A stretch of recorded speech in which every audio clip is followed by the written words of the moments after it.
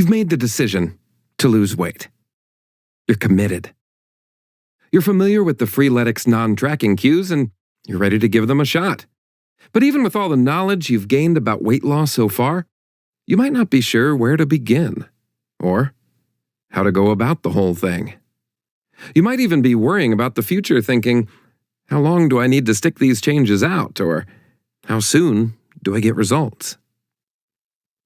Hold on a minute.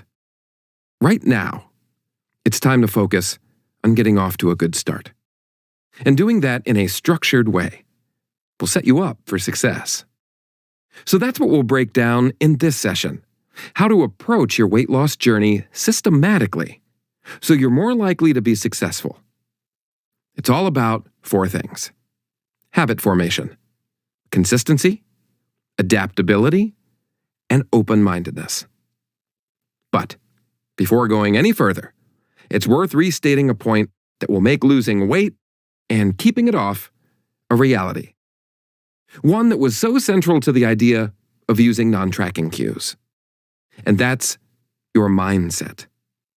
Specifically, shifting your mindset from one where losing weight means radical changes and short-term fixes and quick but temporary results, to one that emphasizes incremental changes, long-term habits, and sustainable results.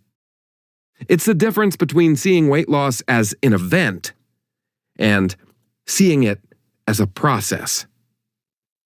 When you commit to this approach, everything else, all the knowledge you've gained, will be much easier to implement. It will seem less daunting because you know implementing it is a process that takes time and trial and error. So how do you get the process started?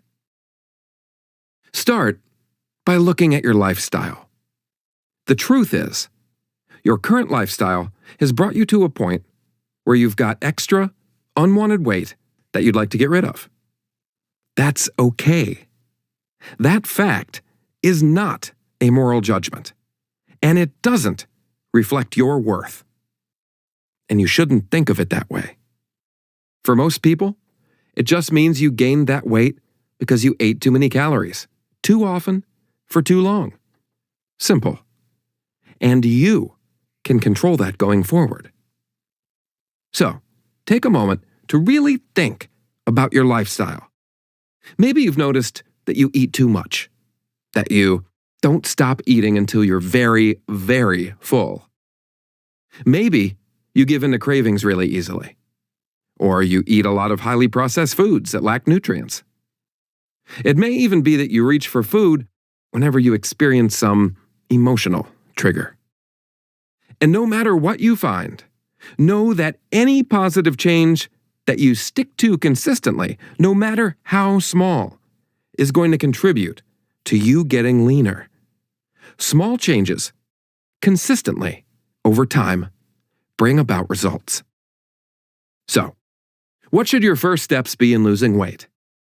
A great first step is to focus on creating new, healthy habits. And the best place to start is to take 1, max 2, of the non-tracking cues you've already learned about and introduce it into your life. The ultimate goal is to integrate all of them, but not all at once. Yes, a major overhaul might sound tempting and you might think you'll get results quicker, but the reality is different. Remember, this is about building up a new lifestyle brick by brick, so that you've got a strong foundation for the long term. So go ahead and pick your first cue, one you think you can integrate easily into your life. Maybe it's drinking more water, or maybe you're more interested in starting an exercise program. Perhaps you want to choose the cue you think will have the most impact for you. For instance, that if you know you have a lot of cravings, you start trying to eat protein-first meals in order to keep those cravings away. Or maybe you want to choose the cue that you think will be easiest to start with, so you're more likely to succeed at the start. Whatever cue you choose, and for whatever reason, after a certain time, that cue will become easier. So much so that it's pretty much effortless. That's when you know it's become a habit. When you reach this point, go back and pick another cue. But How do you make sure you actually get the habit to stick? That's where the second key comes in: being consistent. There's no way around it. To cement a habit, you've got to perform that good new habit regularly. And to be consistent, it often helps to keep your motivation high. You need to feel confident that you can achieve the goals you're setting yourself, that they're within your reach. Watch out though, being consistent does not mean being rigid. Sometimes you'll need to reassess what you're doing. It's likely you'll need to make adjustments every so often in order to keep your motivation solid and to stay on track. Those changes could be things like taking your training down a notch if you notice you're feeling absolutely exhausted, or to reassessing what satisfied means if you're hitting a plateau. Remember, things don't always go to plan, no matter how well you prepare. Accept that up front, and you won't feel so frustrated those times things don't pan out how you were hoping. What's important is staying committed to the process. But along with being consistent, you've also got to be adaptable. You know that getting to and staying at your ideal weight is a long-term process. If you're too strict with yourself during the process, you won't cope well with the challenging situations. Weddings, parties, dining out, situations where there are limited healthy food options. Being able to maintain a normal lifestyle, whatever that means for you, is essential. The success of your healthy lifestyle depends upon your everyday routines. If you suddenly switch gears from where you are now and overhaul your lifestyle into something that's not attainable, the truth is, you'll most likely give up. Exactly what you want to avoid.